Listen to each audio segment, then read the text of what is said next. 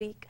And then that's when I was, you know, it was too overwhelming to, in sales and marketing, to shake hands with people.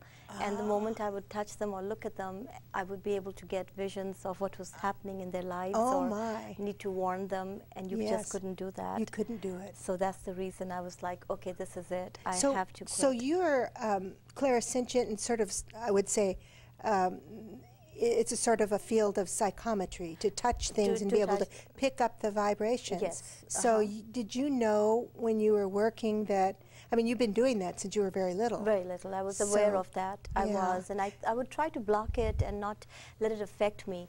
But the visions had only become more clearer, and they had just become even more intense.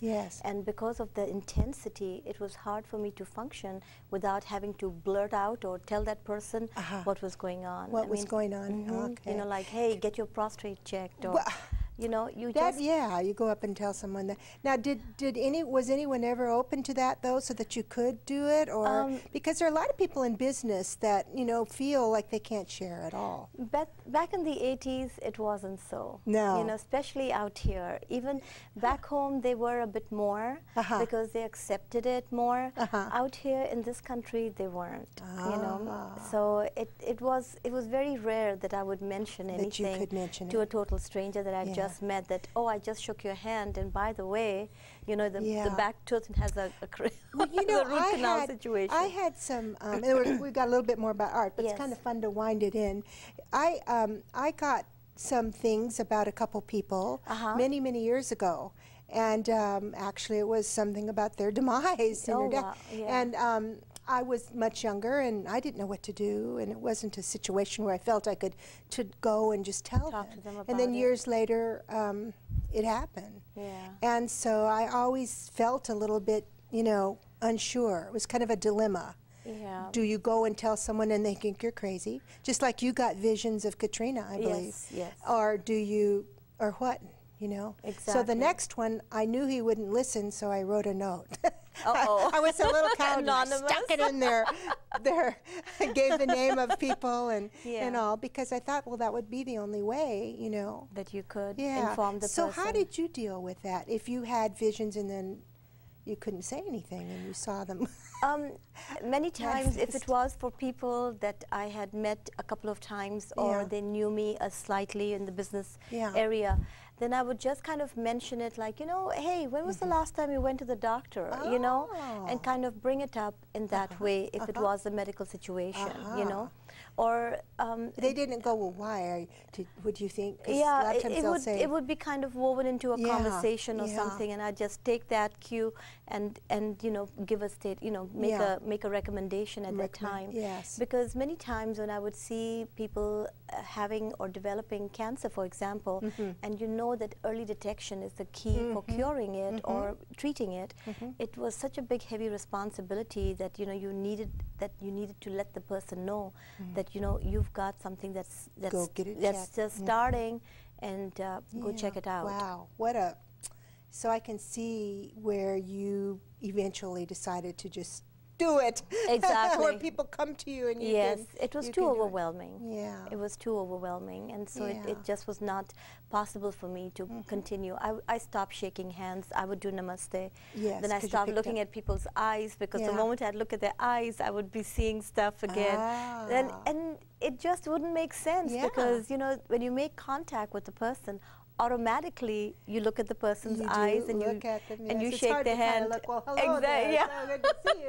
Don't touch me, and I don't want to look at you. You know. But I know that would be very weird in sales, for sure. Yes, very much. So let's go back here just for a minute. But this is just fascinating the way this is all winding in, because Art then went into karate, right? Is that right, Art?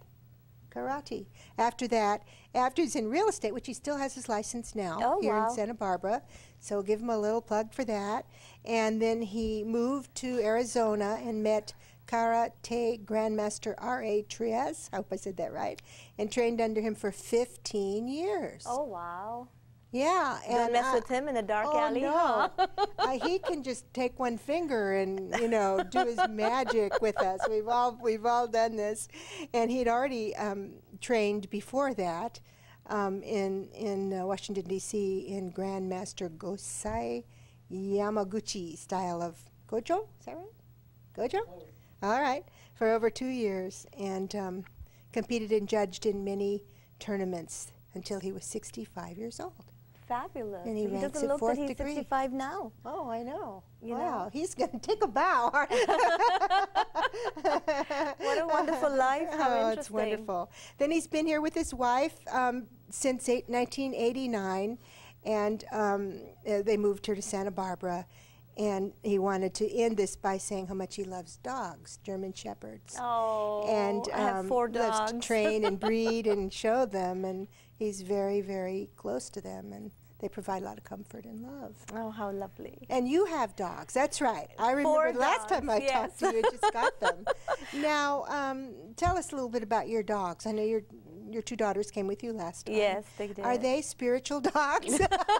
Some people, oh, you should see those dogs in China. They're Chinese. Well, I mean, you know. No, I have very small dogs. When you mentioned my daughters, they each had begged and begged to have a Bichon each, and of course they said, Mom, we'll walk them every day, we'll brush them every day, and of course they all sleep with me. And you do it. Yes, absolutely. And so it becomes a big privilege taking away issue. Yeah. You know, when you say, have you taken the dogs for a walk? No, okay, no computer, you know. Mom. I know. That's fun, isn't it?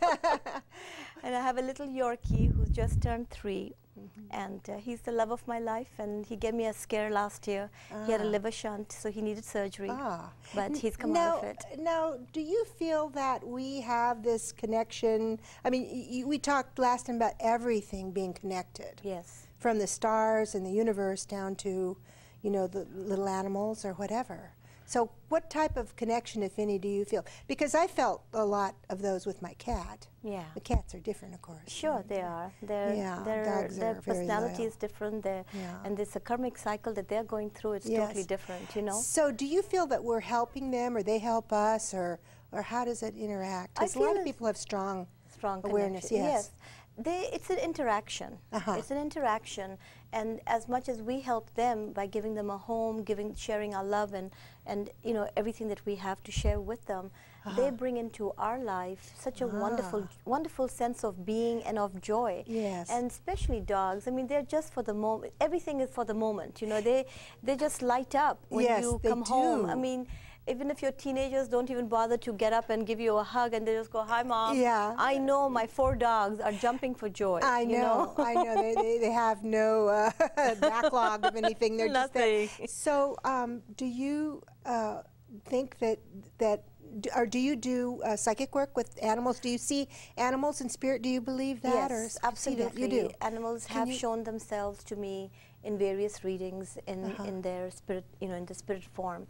And they do absolutely make a strong connection. Yes. And I think that they communicate among themselves with telecommunications, so they are very telekinetic. Yes. And so you can communicate with them without having to utter a word. Yes. You know? Yes, absolutely. They do. Do you think that dogs do it differently than cats? Cats are a bit different. Cats also. I've had cats, and I was the neighborhood cat lady at one time. Every stray or every animal that was found was brought to my house. So we had a pet psychic here on the show, and I think she was telling Ruth, one of our friends here, that when she felt something down on her leg, that was her dog in spirit. She could see it. It was kind of brushing up against her leg. How lovely. So what do you have any, we didn't talk about this, but any, you know, examples of animals that would you give us? And then we're going to show some of Art's work here. I have a client whose dog, she had to go leave the dog in Ohio with her mother because she was moving to New York in an apartment.